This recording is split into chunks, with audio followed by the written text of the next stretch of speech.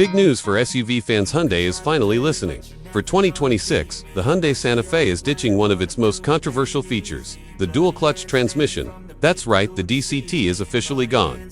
And in its place, a smoother, more reliable 8-speed torque converter automatic. This isn't just a small mechanical tweak, it's a huge step in the right direction. Now, if you've followed Hyundai's recent history, you'll know this change was overdue. The dual-clutch transmission, especially when paired with the turbocharged 2.5-liter engine, has been a sore spot for years.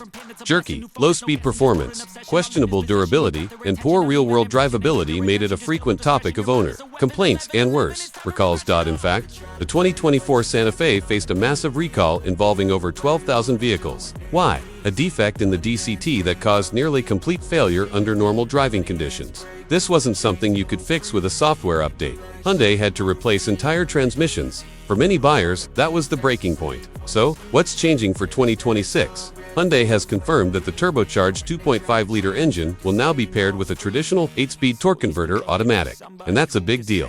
Not only is it smoother in stop-and-go traffic, but it's also known to be far more reliable over time. For everyday drivers, this means a more comfortable ride and far fewer trips to the service center.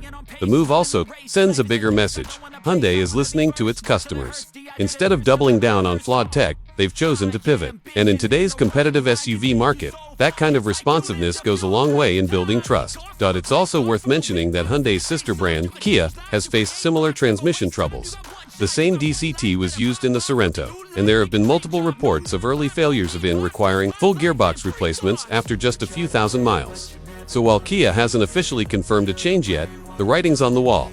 For those considering a 2026 Santa Fe, this change brings a lot of peace of mind. You still get all the things the Santa Fe is known for: spacious interior, strong feature list, and great value, but now, with a drivetrain that finally feels as dependable as the rest of the vehicle. And what about the hybrid version? Good news, it was already ahead of the curve. The Santa Fe Hybrid uses a traditional 6-speed automatic paired with its hybrid powertrain, and that setup remains unchanged for 2026.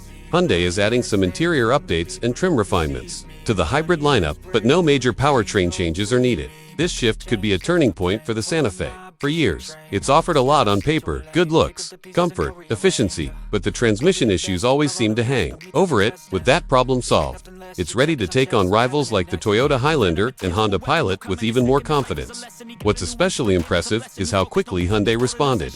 Most automakers take years to address major component issues, but in this case, the scale of the recall and the feedback from real-world drivers clearly pushed Hyundai to act fast, and that transparency is a win for everyone. As the 2026 Santa Fe rolls out, all eyes will be on how this new transmission performs in daily driving.